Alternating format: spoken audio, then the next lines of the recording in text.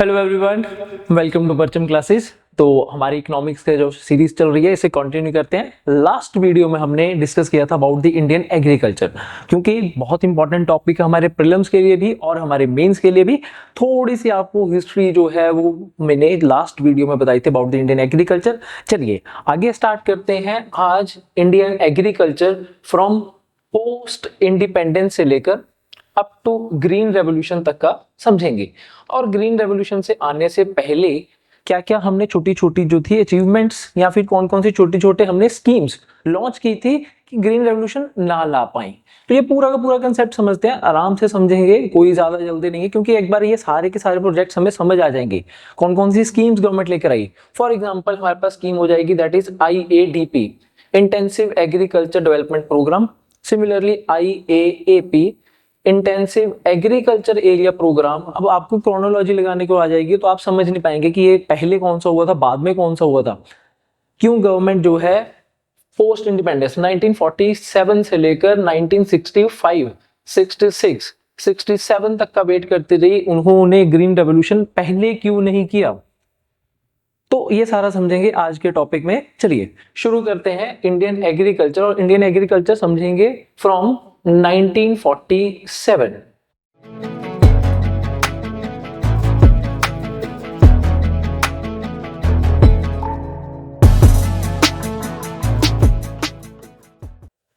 साथ साथ नोट्स बनाने, आप नोट्स बनाते चलिए, नहीं तो आपको PDF फॉर्म में नोट्स प्रोवाइडेड कर दिए जाएंगे। ठीक है, बस आपने क्या करना है, कंसेप्ट समझना है यहाँ पर, और कुछ नहीं करना। तो 1947 हमें अभी आजादी मिली है, और इसी टाइम पीरियड में अगर आप देखेंगे इंडिया की ऑलमोस्ट 73% ऑफ द पॉपुलेशन, 73%, मतलब अगर हम देखें तो अप्रॉक्स हम ये बोल सकते हैं इंडिया की 3/4 पॉपुलेशन जो है, 3/4 पॉपुलेशन जो है इंडिया की, वो डायरेक्टली एग्रीकल्चर से लिंक्ड थी। बहुत ज्यादा पॉपुलेशन थी तब भी। 73% पॉपुलेशन इंडिया की एग्रीकल्चर में एंगेज थी इस टाइम पीरियड में जब हमें आजादी मिली। तो प्रोडक्शन ज्यादा होनी चाहिए थी या कम होनी चाहिए थी?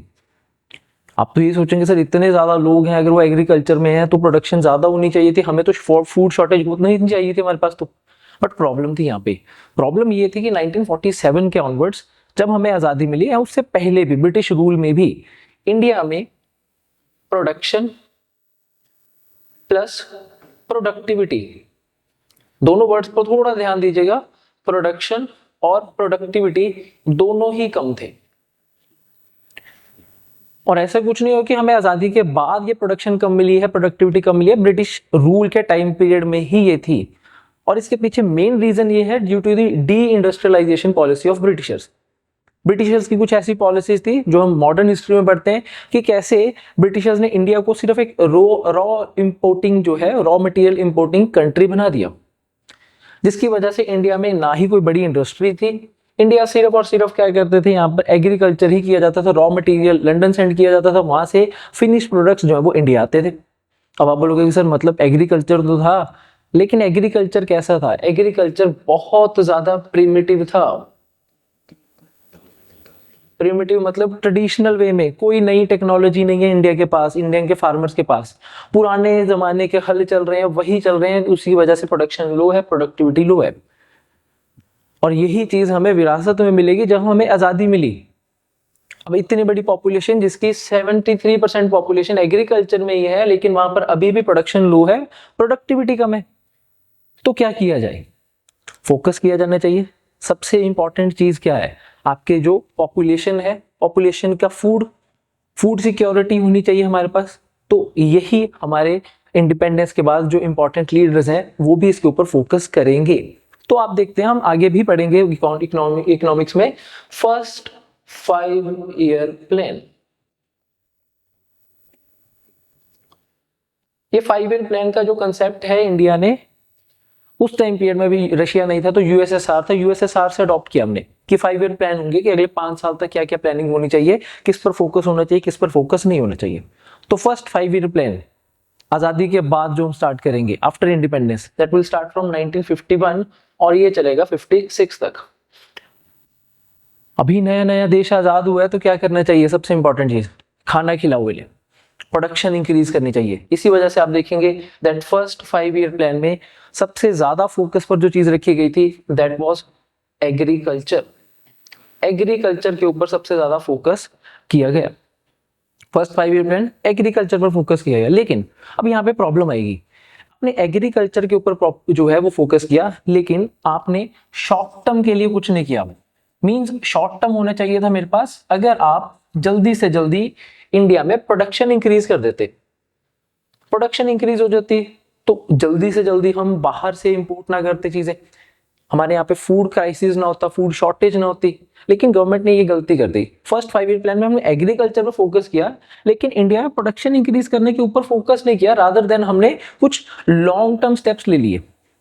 अब आप सोचोगे सर लॉन्ग स्टेप्स कैसे हैं, लॉन्ग टर्म कौन से स्टेप्स होंगे? तो गवर्नमेंट ने क्या किया, गवर्नमेंट ने रोड्स बनानी शुरू की, गवर्नमेंट ने एग्रीकल्चर से रिलेटेड स्टोरेज फैसिलिटीज बनानी शुरू की, गवर्नमेंट ने यहाँ पर जो है कैनाल्स बिल्ड करनी शुरू की कि चलो कैनाल्स बनाते हैं, बाखड़ा नंगल डैम बनाते हैं यहाँ पर, वहां से कैनाल सिस्टम शुरू करेंगे। तो एग्रीकल्चर पर फोकस किया जा रहा है, प्रोडक्शन पर नहीं किया जा रहा, रादर देन एक और नई चीज कर रही है गवर्नमेंट यहाँ पर। फर्स्ट 5 ईयर प्लान में जो सबसे इंपॉर्टेंट चीज आपने ध्यान रखनी है वो ये है कि हमारी गवर्नमेंट जो है फर्स्ट 5 ईयर प्लान में लेकर आएंगे लैंड रिफॉर्म्स। अभी प्रोडक्शन नहीं करनी ज्यादा, अभी लैंड रिफॉर्म्स करो पहले। क्यों? क्या लोगों को खिलाना ज्यादा इंपॉर्टेंट था या लैंड रिफॉर्म ज्यादा इंपॉर्टेंट थे? थोड़ा सा समझना इस चीज को, लैंड रिफॉर्म्स क्यों जरूरी थे, लैंड रिफॉर्म्स क्यों जरूरी पहले करने थे, बाद में नहीं कर सकते थे आप? क्योंकि अगर आप देखेंगे इंडिपेंडेंस के बाद जो हमारे फर्स्ट प्राइम मिनिस्टर हैं जवाहरलाल नेहरू, तो उनकी एक आइडियोलॉजी है और वो बहुत ज्यादा इन्फ्लुएंस्ड है सोशलिस्ट आइडियोलॉजी से। तभी हमारे यूएसएसआर के साथ अच्छे रिलेशंस भी थे। सोशलिस्ट आइडियोलॉजी में जो रिसोर्सेज हैं उन्हें पहले डिवाइड किया जाना चाहिए इक्वली। अब क्योंकि ब्रिटिशर्स यहां से छोड़कर गए हैं, तो ब्रिटिशर्स अपने साथ अपना जितना भी एडमिनिस्ट्रेटिव मशीनरी थी वो भी यहां पर छोड़ गए। ब्रिटिशर्स की वजह से इंडिया में आपको मिल जाएंगे जमींदार, जमींदारी सिस्टम परमानेंट सेटलमेंट के रूप में आप इन्हें देखेंगे। जमींदार के अलावा ब्रिटिशर्स जो है यहाँ पर हमारे पास छोड़कर जाएंगे बड़े मनी लेंडर्स। और इंडिया में जो आम किसान था, जिसे आप बोल सकते बहुत गरीब किसान था, एक्चुअल में था कौन? वो एक टीनेंट था, किराएदार था। क्यों? क्योंकि उसने या तो जमींदार के साथ या किसी ना किसी तरीके से मनी लेंडर्स के साथ कॉन्ट्रैक्ट में था, और वो बहुत ज्यादा हमारे पास जो पॉपुलेशन थी वो थी लैंडलेस पीजेंट्स की, वो किसान जिनकी जमीन भी उनके पास नहीं है। तो अब अगर आप सीधा प्रोडक्शन इंक्रीज करेंगे, तो प्रोडक्शन इंक्रीज करेंगे दैट मींस आप जो पैसे होंगे, सरप्लस होगा किसान के पास, वो इन लैंडलेस किसान के पास नहीं जाएगा, लैंडलेस फार्मर के पास नहीं जाएगा, रादर देन वो प्रॉफिट होगा किसे? जमींदार को होगा, वो प्रॉफिट होगा किसे? मनी लेंडर्स को होगा। तो इसी वजह से सबसे पहली चीज जो की गई आफ्टर इंडिपेंडेंस, कॉन्स्टिट्यूशन बनने के बाद फर्स्ट जो अमेंडमेंट की जाएगी उसमें जमींदारी सिस्टम को अबॉलिश किया गया। क्योंकि जो हमारे फर्स्ट प्राइम मिनिस्टर थे जवाहरलाल नेहरू, वो सोशलिस्ट आइडियोलॉजी को मानते थे, और उनका ये मानना था कि जब तक हम सोशल रिफॉर्म्स नहीं करेंगे तब तक इकोनॉमी जो है वो अपने आप को फुलफिल नहीं कर पाएगी, जो इकोनॉमी जो है वो प्रॉस्पर नहीं हो पाएगी। अब क्यों ये बोला जा रहा है? इसी वजह से बोला जा रहा है कि अगर यहाँ पर प्रोडक्शन इंक्रीज कर दी जाती तो सारा का सारा प्रॉफिट जमींदार के पास जाता, ये मनी लेंडर्स के पास चला जाता, इनके पास ज्यादा पैसा हो जाता, नीचे जो किसान है उसके पास बिल्कुल भी पैसा ना होता। तो यहाँ पर हमें सोसाइटी में क्लियर डिवीजन देखने को मिलती है कि कुछ लोग जो है बहुत ज्यादा रिच हो चुके हैं और कुछ लोग जो है बहुत ज्यादा पुअर हो चुके हैं, अमीर अमीर हो जाएंगे, गरीब गरीब हो जाएंगे। तो बहुत अच्छी आइडियोलॉजी है ये कि पहले रिसोर्सेज जो है उन्हें इक्विटली डिस्ट्रीब्यूट करते हैं, उसके बाद प्रोडक्शन इंक्रीज करेंगे तो सभी को फायदा होगा। क्लियर? तो यहाँ पर फर्स्ट 5 ईयर प्लान में हम देखते हैं कि फर्स्ट अमेंडमेंट में हम देखते हैं कि लैंड रिफॉर्म्स लाए गए, बट प्रॉब्लम कहां पे हुई? प्रॉब्लम हुई यहाँ पर लैंड रिफॉर्म्स तो आप ले आए, लेकिन land is a subject of state list. Centre ने तो बोल दिया लैंड रिफॉर्म्स लेके आओ, बट लैंड सब्जेक्ट जो था वो स्टेट के पास था। अब स्टेट्स की डिस्क्रिशन है, कुछ स्टेट्स होंगी जो लैंड रिफॉर्म्स को इजीली अच्छे तरीके से इंप्लीमेंट कर देंगी, कुछ होंगी जो इसे अच्छी तरीके से इम्प्लीमेंट नहीं कर पाएंगी।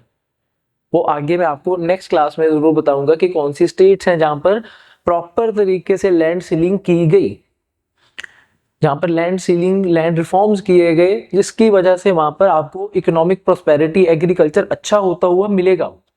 ऑन दी अदर हैंड कुछ हमारे ऐसे रीजन भी होंगे जहां पर एग्रीकल्चर आज भी ट्रेडिशनल वे में ही चल रहा है, वहां पर किसान के जो हालात हैं वो आज भी बुरे ही हैं। ठीक है, तो लैंड रिफॉर्म्स किए गए और इसके अलावा हमने यहाँ पर रोड्स बनाई, स्टोरेजेस इंक्रीज किए, कैनाल्स बनाए। लेकिन ये सारे के सारे जो स्टेप्स लिए गए ना गवर्नमेंट की तरफ से, ये शॉर्ट टर्म की प्रोडक्शन इंक्रीज नहीं कर सकते। एक दिन में, एक साल में प्रोडक्शन इंक्रीज नहीं हो रही ऐसे। तो प्रॉब्लम जो थी वो वहीं पर रही। आपने लैंड रिफॉर्म्स कर दिए, वो अच्छी तरह से इंप्लीमेंट होंगे या नहीं होंगे वो स्टेट्स के ऊपर है। स्टेट करेंगे, कुछ कर लेंगे, कुछ नहीं कर पाएंगी। आपने स्टोरेजेस बना दिए, कैनाल्स बना दिए, रोड्स बना दी, ये तो बाद की चीजें थी ना। पहले शॉर्ट टर्म तो देखिए, प्रोडक्शन तो इंक्रीज कीजिए, खाने के लिए कुछ हो तो हमारे पास। तो ये क्राइसिस बढ़ा आगे।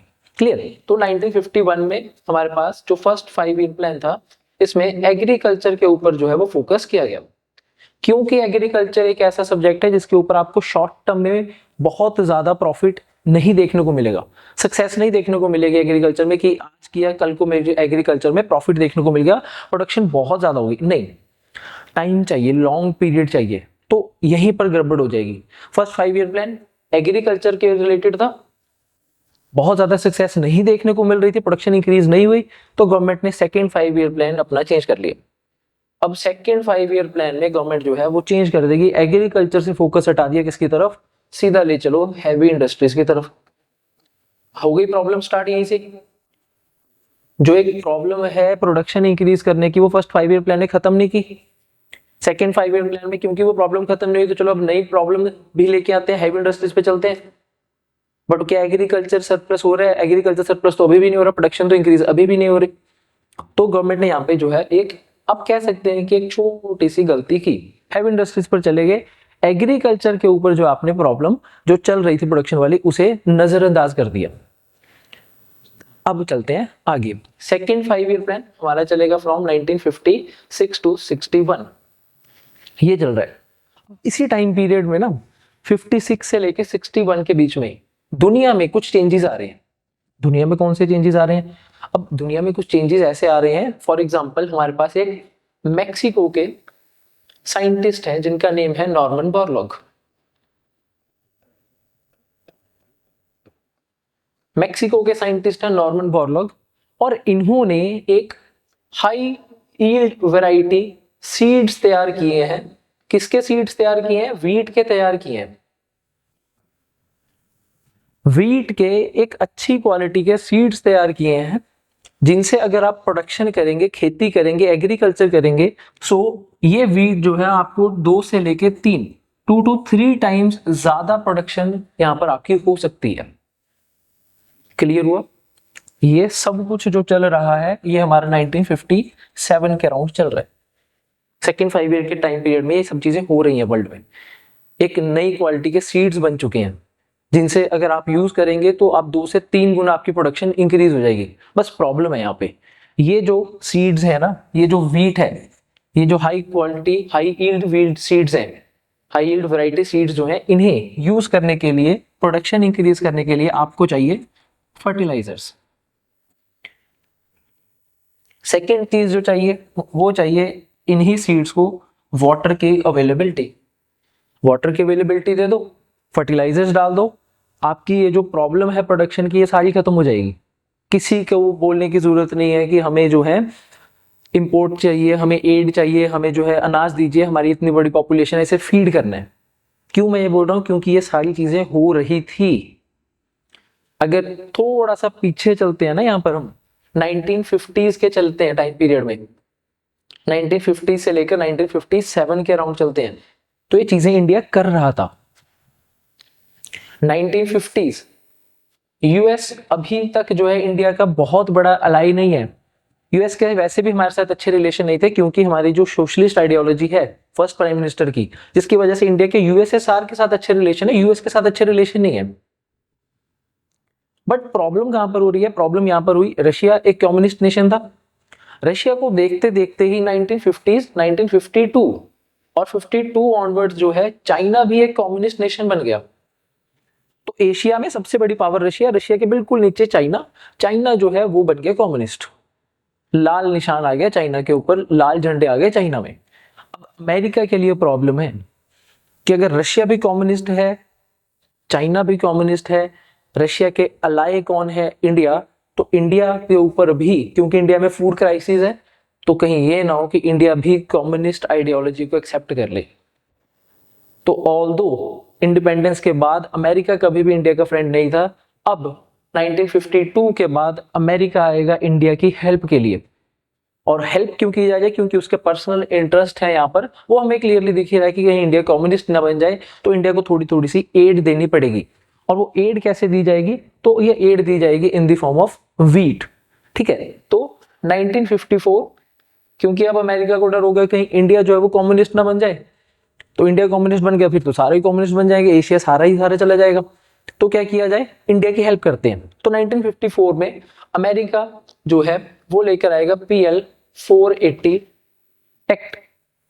PL 480 है क्या, तो इसका फुल फॉर्म है दैट इज पब्लिक लॉ 480। ये पास किया जाएगा अमेरिका में, जिससे इंडिया को एड प्रोवाइड की जाएगी। इंडिया को एड प्रोवाइड किस चीज के लिए करनी है, आपने फूड के लिए करनी है। तो इंडिया को जो यहाँ पर फूड एड प्रोवाइड की जाएगी। अब ये फूड एड कैसी होगी, ये नहीं है कि इंडिया को फ्री में दे दिया जाएगा सब कुछ, नहीं, कोई फ्री में कभी भी किसी कंट्री को नहीं देता, याद रखिएगा। अब यहाँ पर अमेरिका ने इंडिया की एड करनी है, तो एड का मतलब इंडिया जो है अमेरिका से फूड परचेज कर ले, व्हीट परचेज कर ले। बस इंडिया ये कर सकता है, इस एड की जो पेमेंट है ना वो डॉलर की बजाय रुपीज में कर देगी। लो जी, डॉलर की बजाय रुपीज में कर दो, इतनी बड़ी पॉपुलेशन है, इसे खिलाना भी है, आप पैसे डॉलर में मत देना, रुपीज में दे देना, इजी हो जाएगा आपके लिए। देन सिर्फ खाने के लिए नहीं दिया जाएगा, एड के अलावा इंडिया को एक्स्ट्रा व्हीट प्रोवाइड की जाती थी कि आप अपने बफर जो है वो भी क्रिएट कर लो, भर लो अपने बफर, कभी क्राइसिस होगा तो आप अपने बफर से लेना और इसकी भी पेमेंट रुपीज में कर दो। ये सब अमेरिका कर रहा है, इसी वजह से कर रहा है। इंडिया इतना डिपेंडेंट है, इतनी बड़ी पॉपुलेशन है ना हमारी, खाने के लिए नहीं है, प्रोडक्शन के ऊपर फोकस नहीं किया गया, तो इसी वजह से हमें दूसरी कंट्रीज के ऊपर डिपेंडेंट होना पड़ रहा है कि सर कुछ कीजिए हेल्प कीजिए, इतनी बड़ी पॉपुलेशन है, कैसे चलेगा यहाँ पर। तो अमेरिका हमारी हेल्प के लिए आएगा 1954 में PL 480 के साथ। और अब आते हैं थोड़ा सा करंट में, जब अमेरिका हमारी हेल्प कर रहा है मतलब इंडिया जो है कंप्लीटली डिपेंडेंट हो गया अमेरिका के ऊपर। 1957 नॉर्मन बोरलॉग ने इन्वेंशन कर ली है कि अगर कोई भी उनकी सीड्स यूज करेगा तो 2 to 3 टाइम्स उनकी प्रोडक्शन इंक्रीज हो जाएगी। तो नॉर्मन बोरलॉग के साथ ही उनके एसोसिएट कौन है, तो उन्हीं के साथ काम करने वाले हैं MS स्वामीनाथन। आगे इनका नेम हम बहुत ज्यादा पढ़ने वाले हैं ग्रीन रेवोल्यूशन में, MS स्वामीनाथन। अब MS स्वामीनाथन को भी पता है कि एक ऐसी क्वालिटी की सीड जो है वो प्रोड्यूस की जा चुकी हैं जिनसे 2 to 3 टाइम्स जो है वो आपकी प्रोडक्शन इंक्रीज हो जाएगी। तो MS स्वामीनाथन यही प्रपोजल लेकर जाएंगे हमारे प्राइम मिनिस्टर के पास जो है जवाहरलाल नेहरू कि सर ये वाली सीड्स इंडिया इंपोर्ट कीजिए, ये वाली सीड्स अगर आप इंडिया इंपोर्ट करेंगे तो हमारी प्रोडक्शन इंक्रीज हो जाएगी, प्रोडक्शन इंक्रीज होगी तो हमें किसी के ऊपर डिपेंडेंट रहने की जरूरत नहीं है। क्लियर हो जाएगा कि अगर क्यों किसी के जो है वो पॉलिसीज को हम इम्प्लीमेंट करें। अमेरिका अगर आपको फ्री में व्हीट दे रहा है तो साथ में कुछ आपको इंस्ट्रक्शंस भी दे रहा है कि तुमने ये काम करना है, तुमने ये नहीं करना। We are a sovereign country, sovereign country है तो किसी की बात नहीं मानेंगे, अपने इंडिपेंडेंट डिसीजन हमें लेने चाहिए। तो MS स्वामीनाथन 1957 में ही ये सेम प्रपोजल लेकर गवर्नमेंट ऑफ इंडिया के पास जाएंगे और वो बोलेंगे कि देखिए ये सीड्स हम इंडिया इंपोर्ट करेंगे और इनके अलावा हमें चाहिए क्या, हमें चाहिए कैपिटल इन्वेस्टमेंट।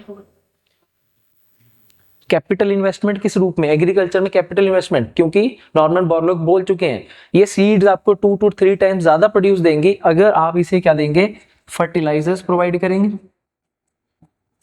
तो जी फर्टिलाइजर्स चाहिए। सेकंड, वाटर की अवेलेबिलिटी चाहिए, तो कोई ऐसा एरिया जहां पे वाटर इजीली अवेलेबल हो प्लस गवर्नमेंट जो है फर्टिलाइजर्स लेके आए। लेकिन इस टाइम पीरियड में क्योंकि हम सोशलिस्ट वाले में आइडियोलॉजी में थे, क्योंकि हम फर्स्ट जो हमारे प्राइम मिनिस्टर हैं वो सोशलिस्ट आइडियोलॉजी को ही मानते, जवाहरलाल नेहरू आइडियोलॉजी ही चल रही है ये वाली।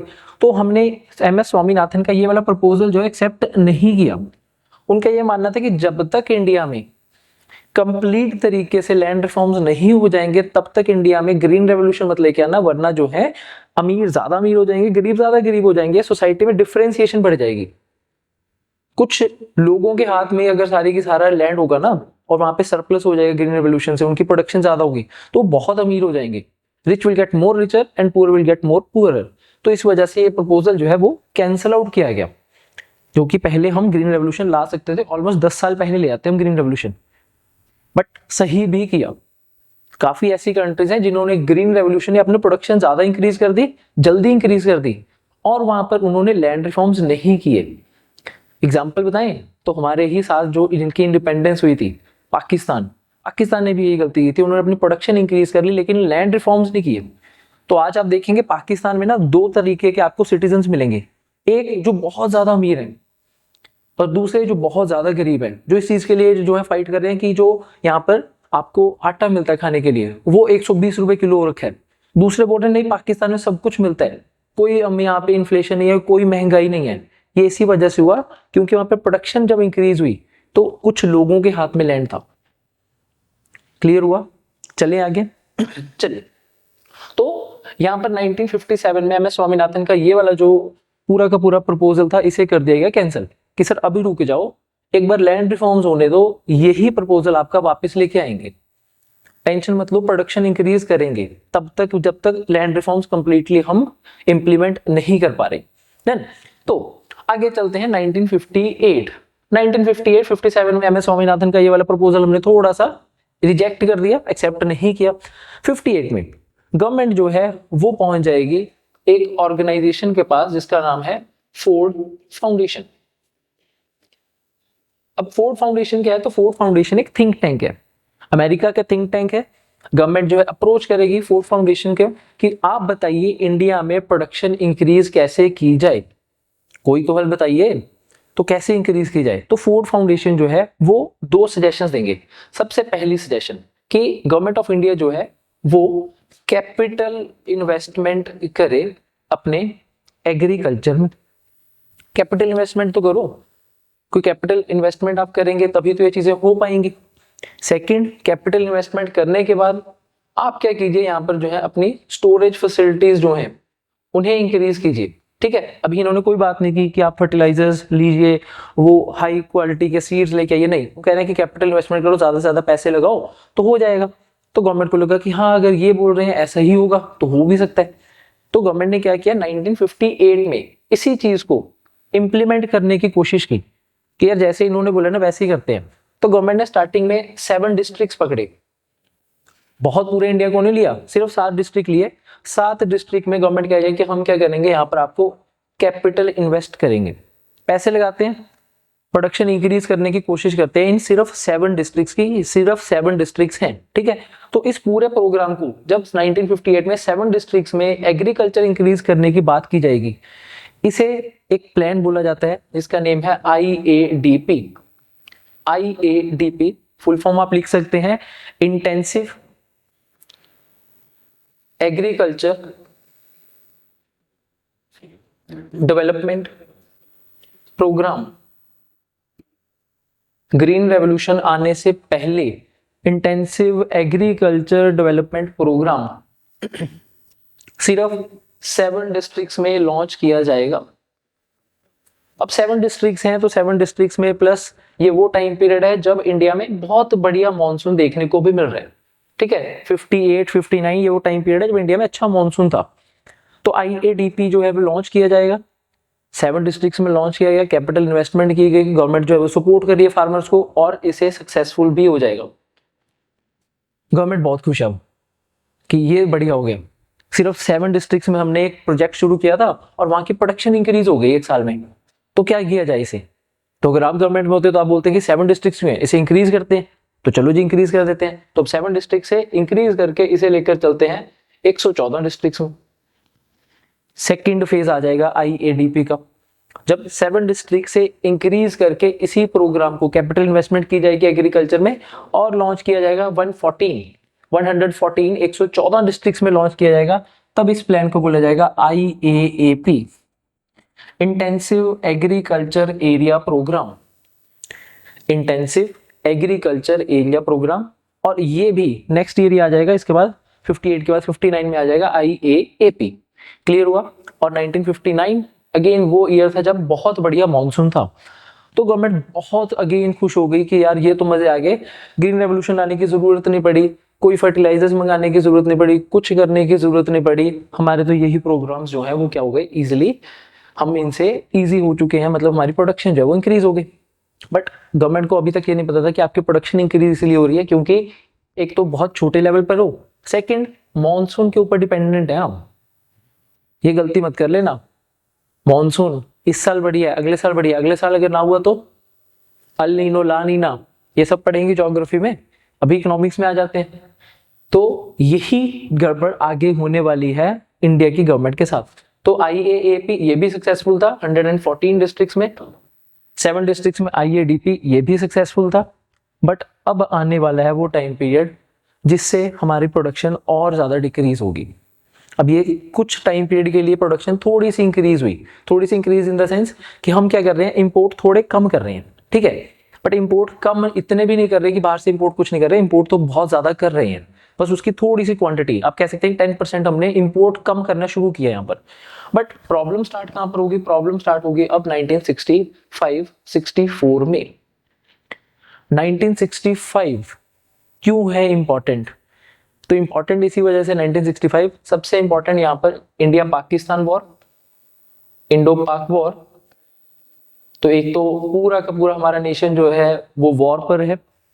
सेकंड 1965 अच्छा मॉनसून नहीं आया तो ड्रॉट लाइक कंडीशंस हैं, ड्रॉट लाइक कंडीशंस हैं जिसका मतलब प्रोडक्शन नहीं हो सकती, ग्रीन रेवोल्यूशन अभी तक आप लेकर नहीं आए, प्रोडक्शन नहीं हो सकती, यहाँ पर वॉर पे है कंट्री, प्रोडक्शन बहुत कम हो रही है, मॉनसून अच्छा ही नहीं आया।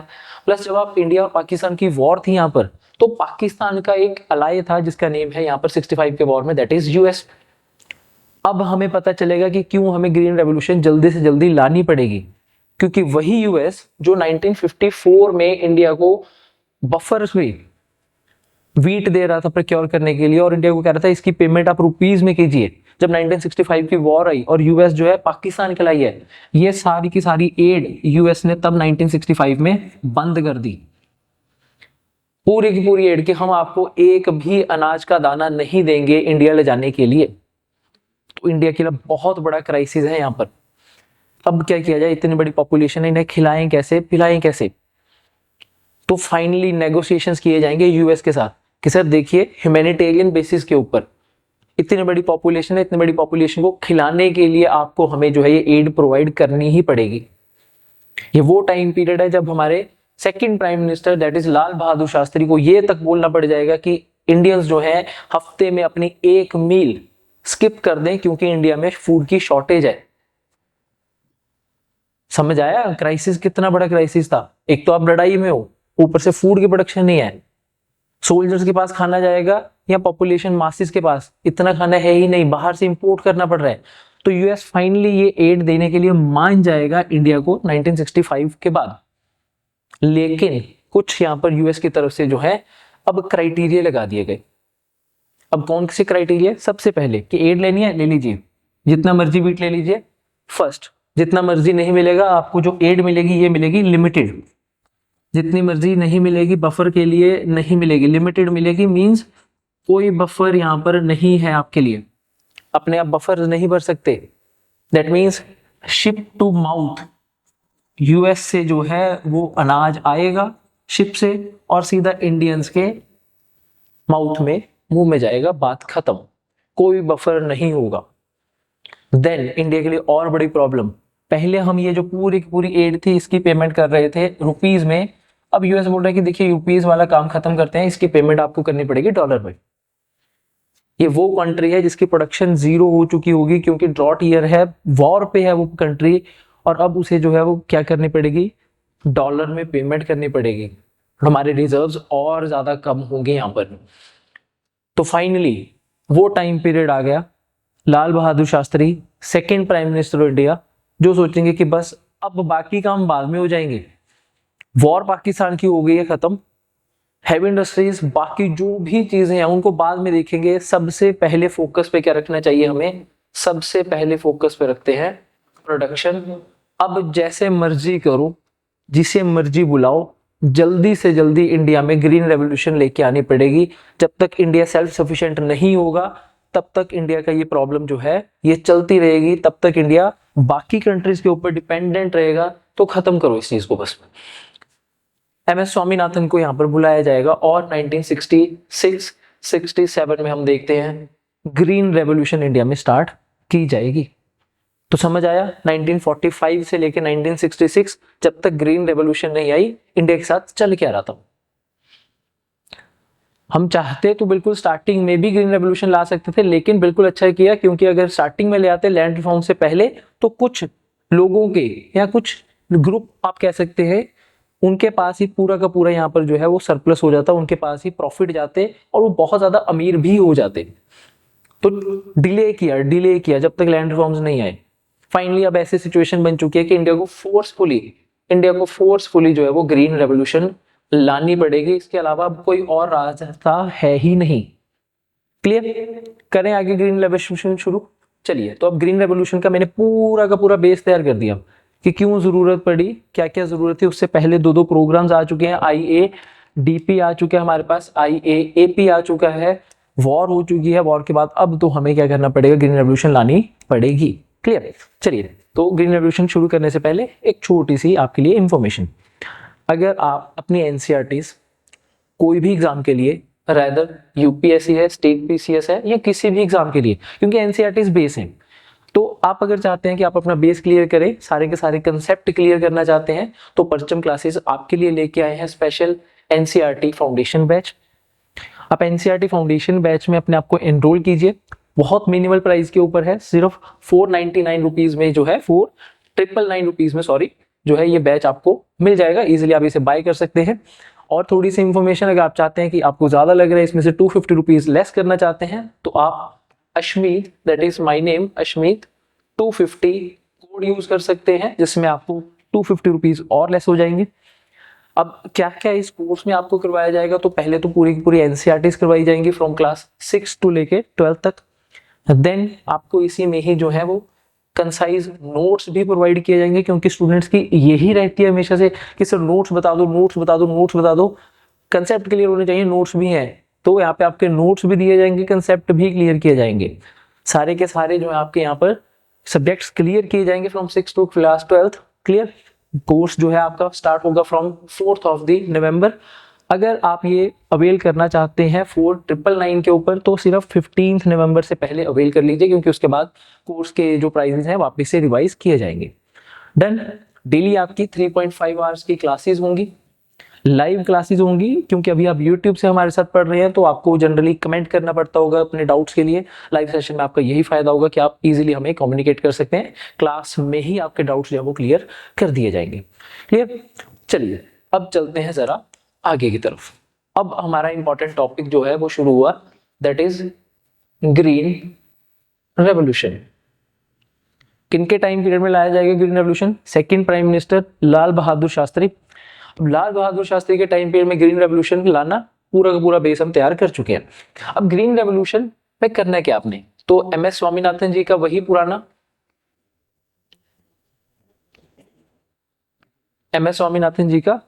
पुराना क्राइटेरिया, वही पुराना प्लान वापस लाया जाएगा। अब 10 साल के बाद लाया जा रहा है, तो 10 साल के बाद वही प्लान लाया जाएगा कि अब मैक्सिको से वीट के जो सीड्स हैं उन्हें इंपोर्ट कीजिए। ठीक है, तो मैक्सिको में कोई बैठे हुए हैं? यस, मैक्सिको में बैठे हैं the father of green revolution in world, Norman Borlaug. MS Swaminathan, father of green revolution in India. तो मैक्सिको से हाई ईल्ड वैरायटी सीड्स जो है उन्हें इंडिया में इंपोर्ट किया जाएगा। और थोड़ी सी इसमें चेंजेस कर दी गई थी, वैसे वो एक्चुअल वाले जो थे ना वहां पर वीट्स के सीड्स वो नहीं लाए गए थे। MS स्वामीनाथन ने इन्हें इंडिया के एटमॉस्फेयर के अकॉर्डिंगली थोड़ा सा चेंज भी किया था। तो हम यहाँ पर जो है वो ड्वार्फ वैरायटी के वीट लेकर आई थी। अब क्वेश्चन आएगा यहाँ पर आपके माइंड में जो चलना चाहिए, क्योंकि एग्जाम क्लियर कर रहे हैं ना तो समझना पड़ेगा। हम बाहर से नई टाइप के सीड्स लेके आए, अब वो नई टाइप के सीड्स जब इंडिया में हमें प्रोवाइड करने हैं, किन्हें? फार्मर्स को प्रोवाइड करने हैं। अब इंडिया में अगर फार्मर्स को प्रोवाइड करने हैं तो देखिए दो चीजें हैं यहाँ पर। प्रोबेबिलिटी क्या है? प्रोबेबिलिटी इन सीड से या तो प्रोडक्शन इंक्रीज होगी या प्रोडक्शन डिक्रीज होगी। 50-50 है चांसेस, या तो प्रोडक्शन इंक्रीज होगी या प्रोडक्शन डिक्रीज, क्योंकि वहां पर तो टेस्ट में जब किया गया तो दिख रहा था कि यस इनसे प्रोडक्शन इंक्रीज होगी, बट एक्चुअल में इंडिया में हो सकता है कि कुछ चेंजेस आ चुके हो, सॉइल अलग हो, तो रिस्क फैक्टर है। तो सबसे इंपॉर्टेंट चीज यहाँ पर जो है वो ये है कि फार्मर्स जो है, ये रिस्क फार्मर्स कैसे उठाएं। बात तो यही है ना, कोई फार्मर रिस्क लेने की कोशिश करता है? बहुत कम है। अगर बहुत कम फार्मर्स ये नई सीड्स जो है इन्हें एक्सेप्ट नहीं करेंगे तो आपकी तो ग्रीन रेवोल्यूशन वहीं पे खत्म होगी, स्टार्ट भी नहीं हुई। तो मींस अगर हम एग्रीकल्चर की बात करते हैं तो फार्मर ने क्या करना है? इनपुट है, फार्मिंग है, और प्रोड्यूस हो जाएगी तो उसे क्या करना है? आउटपुट में आ जाइए, तो आउटपुट में हमारे पास हार्वेस्ट है। यही है। फार्मर बोलेगा कि देखिए मेरे पास जो है यहाँ पर क्या मिलेगा आपको? इनपुट के क्या क्या चीजें चाहिए मुझे? इनपुट में आप फार्मर को दे देंगे सीड्स, ये ले भाई सीड्स ले ले फ्री में। सब्सिडी दी जाएगी इनपुट में, सब्सिडी देते हैं। सब्सिडी किस पे देंगे? सीड्स पे देते हैं सब्सिडी। फ्री में सीड्स ले ले, बात खत्म। बट MS स्वामीनाथन को ये भी पता है कि ये सीड्स तब तक ज्यादा प्रोडक्शन नहीं कर सकती जब तक इन्हें क्या ना मिले? फर्टिलाइजर्स ना मिले। दैट मीन्स अब गवर्नमेंट को थोड़ा सा और खर्चा उठाना पड़ेगा, थोड़ा सा और सब्सिडी प्रोवाइड करनी पड़ेगी। सीड्स के अलावा फार्मर्स को फर्टिलाइजर्स भी प्रोवाइड करने पड़ेंगे। क्लियर है जितना? फर्टिलाइजर्स देने हैं, सीड्स देने हैं, फ्री में प्रोवाइड करो इजीली, कि चलो यार रिस्क तुम्हारा, रिस्क सारा का सारा गवर्नमेंट खुद उठा रही है, तुम करो। दम फार्मिंग की गई, उसके बाद प्रोड्यूस आया हमारे पास। अब फार्मर्स तो ये भी बोलेंगे कि हम वीट की प्रोडक्शन कर रहे हैं, हमें वीट के प्राइसेस ना मिले तो रिस्क है ना। हमने तुम्हारे कहने के ऊपर यहाँ पर खेती कर दी, जो तुमने बोला, राइस की बोलेंगे, वीट की बोलेंगे, सब कर देंगे, बट इसका अगर हमें पूरा प्राइस ना मिला तो दैट मीन्स गवर्नमेंट को यहाँ पर भी ध्यान रखना पड़ेगा। और ध्यान क्या रखना पड़ेगा? कि फार्मर्स जो हैं उन्हें प्राइस सपोर्ट दिया जाए, किसी तरीके की कोई गारंटी तो दो फार्मर्स को कि यार तुम बेधड़क होके वीट और राइस की प्रोडक्शन करो, गवर्नमेंट बैठी है, कोई नहीं हुआ ना बायर तो गवर्नमेंट प्राइस सपोर्ट करेगी। गवर्नमेंट जो है गारंटी देती है कि तुम्हें ये जो भी प्रोडक्शन होगी उसे MSP के ऊपर प्रिक्योर कर लेंगे। आगे MSP आज तक शोर शराबा जो चल रहा है, ग्रीन रेवोल्यूशन में गवर्नमेंट लेकर आई सब्सिडी, फर्टिलाइजर सब्सिडी, जो आज गवर्नमेंट ऑफ इंडिया के ऊपर सबसे बड़ा बर्डन है फर्टिलाइजर सब्सिडी, क्योंकि फर्टिलाइजर इंडिया में बनते नहीं है, हमें बाहर से इंपोर्ट करने पड़ते हैं। सब्सिडाइज्ड रेट के ऊपर फर्टिलाइजर्स किसानों को देंगे, सीड्स देंगे, और बाद में जब वो उसकी प्रोड्यूस हो जाएगी तो एक मिनिमम गारंटी दी जाएगी कि इस प्राइस के ऊपर, तो खेती करने से पहले ही बता दिया जाएगा कि इस प्राइस के ऊपर तो आपकी जो है ये प्रोड्यूस खरीदेगी, और वो खरीदेगी कौन? गवर्नमेंट ही खरीदेगी। ओपन प्रोक्योरमेंट होगी, जितनी भी प्रोडक्शन है चलने देना, कोई दिक्कत नहीं है, टेंशन मत लेना, क्योंकि इंडिया में प्रोडक्शन इंक्रीज करनी है, नहीं तो हम बाकी कंट्रीज के ऊपर डिपेंडेंट हैं, तो उसे खत्म करते हैं। क्लियर हुआ? अब आते हैं आगे। ग्रीन रेवोल्यूशन कौन से रीजन में की जाएगी? अब ये इंपॉर्टेंट है चीज, हम देखते हैं। यस, तो इंडिया का मैप बना लेते हैं जरा। तो इंडिया का मैप बनाएंगे ना, तो इंडिया के मैप में देखते हैं कौन कौन से रीजन है इंडिया में जो बहुत ज्यादा डेवलप हो चुके हैं, ठीक है। तो बहुत ज्यादा डेवलप हो चुके हैं रीजन में है हमारे पास गुजरात, बहुत ज्यादा डेवलप हो चुके रीजन में है बॉम्बे महाराष्ट्र वाला रीजन। देन नीचे की तरफ चलेंगे, कावेरी डेल्टा है, और ऊपर की तरफ आप देखेंगे नॉर्थ इंडिया में पंजाब, हरियाणा और वेस्टर्न यूपी। ये 4 ऐसे रीजन्स हैं इंडिया में जहां पर आपको डेवलपमेंट देखने को मिलती है। डेवलपमेंट का मतलब यहाँ पे आपको इंफ्रास्ट्रक्चर देखने को मिलेगा, रोड्स देखने को मिलेंगी, यहाँ पे इंडस्ट्रीज आपको देखने को मिलेंगी, ठीक है। तो 1, 2, 3 और ये है 4। कौन सा रीजन है जहां पर आपको ये डेवलपमेंट देखने को नहीं मिलती? और वो रीजन है ये वाला, दैट इज बिहार, उड़ीसा, झारखंड, बंगाल और ईस्टर्न यूपी, ठीक है। तो इधर आपको ज्यादा प्रोडक्शन या ज्यादा डेवलपमेंट देखने को नहीं मिलती। इसके पीछे रीजन क्या है? रीजन ग्रीन रेवोल्यूशन में छुपा हुआ है। अब ग्रीन रेवोल्यूशन में कैसे छुपा हुआ, तो देखिए ग्रीन रेवोल्यूशन में आपने राइस की कल्टीवेशन ज्यादा करनी है, ग्रीन रेवोल्यूशन में आपने वीट की कल्टीवेशन ज्यादा करनी है, तो आपने फार्मर्स को फर्टिलाइजर्स प्रोवाइड करने हैं और आपने फार्मर्स को वाटर प्रोवाइड करना था। याद है, वाटर की अवेलेबिलिटी होनी चाहिए। तो वाटर की अवेलेबिलिटी तो यहां पर बहुत ज्यादा होती, पूरा का पूरा गंगा की जितने भी ट्रिब्यूटरीज है और गंगा रिवर खुद भी है, वाटर तो इजिली अवेलेबल हो जाता। तो क्यों ग्रीन रेवोल्यूशन के लिए चूज किया गया ये region, Punjab, Haryana, western UP, क्यों चूज किया गया, वो चूज क्यों नहीं किया गया? और ग्रीन रेवोल्यूशन की वजह से ये रीजन जो है ये बहुत ज्यादा डेवलप भी हो जाएगा। ये नीचे वाले जो रीजन है इनके पास कोस्ट लाइन है, तो ये तो ऑटोमेटिकली यहाँ पे डेवलप हो जाएंगे, लेकिन ये पंजाब वाले रीजन की, हरियाणा और वेस्टर्न यूपी के डेवलपमेंट के पीछे रीजन है ग्रीन रेवोल्यूशन। और अंडर डेवलप रहने की वजह से ये वाला रीजन जो है, क्योंकि यहाँ पे ग्रीन रेवोल्यूशन के इम्पैक्ट आपको नहीं देखने को मिले, यहाँ पे ग्रीन रेवोल्यूशन इंट्रोड्यूस नहीं किया गया, तो इसी वजह से आप देखते हैं कि ये 5 नंबर जो है इस रीजन से हर एरिया में, चाहे वो गुजरात हो, महाराष्ट्र हो, साउथ इंडिया हो या पंजाब, यहाँ पे लोग माइग्रेट करते हैं फॉर जॉब्स, क्योंकि यहाँ पे जॉब्स नहीं है, क्योंकि ये अंडर डेवलप रह गया, ये बाकी जो है ये डेवलप हो गए थे। अब आते हैं वापस कि पंजाब हरियाणा को क्यों चूज किया गया रादर देन इसे चूज क्यों नहीं किया गया। तो देखिए मैंने आपको स्टार्टिंग में बताया था कि दैट फर्स्ट 5 ईयर प्लान में गवर्नमेंट ने किए थे लैंड रिफॉर्म्स, सबसे पहली चीज हमने की थी लैंड रिफॉर्म्स। अब जब लैंड रिफॉर्म्स किए ना, तो लैंड जो था वो एक स्टेट लिस्ट का सब्जेक्ट है। अब कुछ स्टेट इसे कंपलसरी कर सकती हैं और कुछ स्टेट्स इसे कंपलसरी नहीं कर सकती। पंजाब और हरियाणा में मोर स्पेसिफिकली अगर मैं बताऊं तो लैंड रिफॉर्म्स किए गए, यस, सक्सेसफुली किए गए, यस। लैंड रिफॉर्म्स के साथ लैंड कंसोलिडेशन भी की गई। अब आप सोचोगे कि सर ये लैंड कंसोलिडेशन क्या है, ये तो समझा दो। लैंड कंसोलिडेशन का मतलब क्या है? लैंड कंसोलिडेशन का ये मतलब है कि सपोज करते हैं कि एक फार्मर है ए, उसके पास यहाँ पर कुछ जमीन है, देन बी फार्मर के पास है, देन वापस ए के पास है, देन सी के पास है, देन ए के पास है, बी के पास है, देन सी के पास है।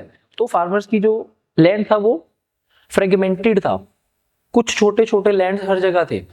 तो जब पंजाब में लैंड सीलिंग की गई तब क्या किया गया, लैंड कंसोलिडेट किया गया, फार्मर को एक या जो भी जितना भी लैंड था उसे एक जगह पे कंसोलिडेट करके दिया गया, रादर देन वो छोटे छोटे 2-2 3-3 किले जो हैं, 2-2 3-3 एकड़ जो उन्हें अलग अलग दे देंगे तो छोटे छोटे बन जाएंगे किसान, तो छोटे छोटे एरियाज में प्रोडक्शन कम होगी, तो रादर देन उसे इकट्ठा करके लैंड दे देते हैं, that is the land consolidation. तो ये पंजाब और हरियाणा में इसे क्या किया गया, कंपल्सरी करके रखा गया था कि किसानों को अपनी लैंड कंसोलिडेट करनी ही पड़ेगी। दैट मीन्स यहाँ पर किसानों के पास काफी ज्यादा एरिया था, छोटे छोटे लैंड्स नहीं थे।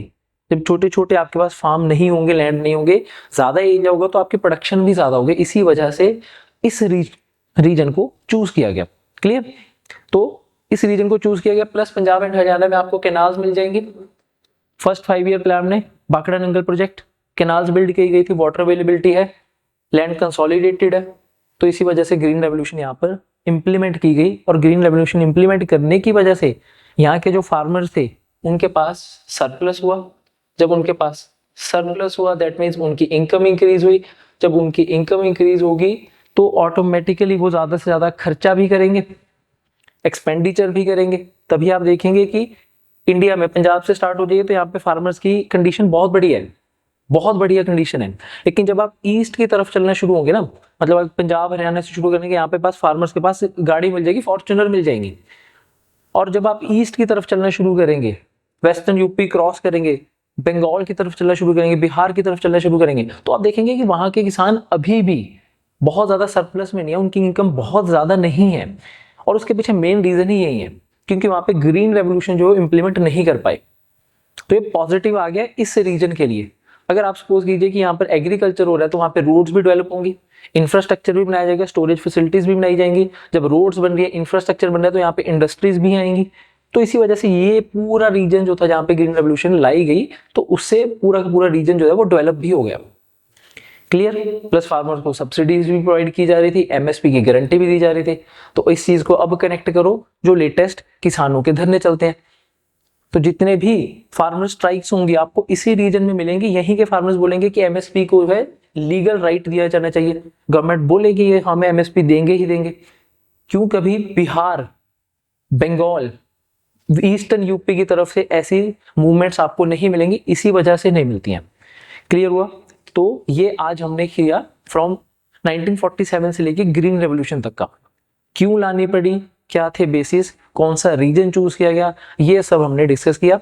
नेक्स्ट क्लास में डिस्कस करेंगे ग्रीन रेवोल्यूशन के इम्पैक्ट्स। इम्पैक्ट्स मतलब क्या ग्रीन रेवोल्यूशन के इम्पैक्ट्स में हमारे पास सब कुछ पॉजिटिव ही हुआ या कुछ नेगेटिव भी था? पॉजिटिव तो होगा ही होगा, एकदम से प्रोडक्शन इंक्रीज कर गई, इंडिया सेल्फ सफिशिएंट बन गया किसी से, अब हमें जो है एड लेने की जरूरत नहीं पड़ेगी। अब तो इंडिया इतना सेल्फ सफिशिएंट बन जाएगा, इंडिया एक्सपोर्ट करने लग जाएगा। हम एक्सपोर्ट करते हैं राइस, आज वीट एक्सपोर्ट करते हैं, सेल्फ सफिशिएंट बन जाएंगे। लेकिन नेगेटिव भी होंगे, जिस रीजन में ग्रीन रेवोल्यूशन लाई जाएगी वहां पर उसके नेगेटिव इंपैक्ट देखने को मिलते हैं, प्लस जिस रीजन में ग्रीन रेवोल्यूशन नहीं लाएगी वहां पे उसके नेगेटिव इंपैक्ट देखने को मिलते हैं। ये सब करेंगे नेक्स्ट क्लास में। क्लियर?